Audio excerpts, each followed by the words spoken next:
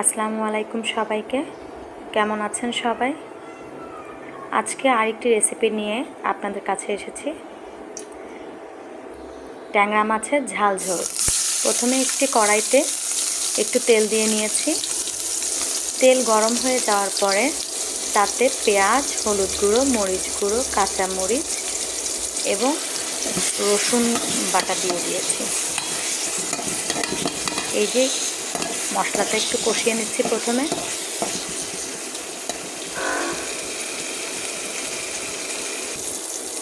মশলাটা কষিয়ে নেওয়ার পরে একটা টমেটো দিয়ে দিয়েছি আর একটু পানি, তার সাথে ট্যাংরা মাছগুলো দিয়েছি। যখন একটু ঝোলটা ঘন হয়ে আসবে তখন উপর দিয়ে একটু লাউ শাক বেছে কেটে রাখা ধুয়ে নিয়েছি পাশে দিয়ে দিব। বেশি নাড়াচাড়া করব না, বেশি নাড়াচাড়া করলে মাছগুলো ভেঙে যেতে পারে। আমি এখন আর কড়াইতে ঢাকনা দিব না, তাহলে সবুজ এই রঙটা নষ্ট হয়ে যেতে পারে। কালারটা সুন্দর রাখার জন্য আমি এভাবেই রেখে দিচ্ছি।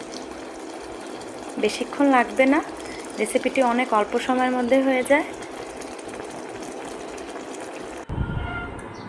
এই যে একটি বাটিতে পরিবেশন করে নিয়েছি ট্যাংরা মাছের ঝাল ঝোল।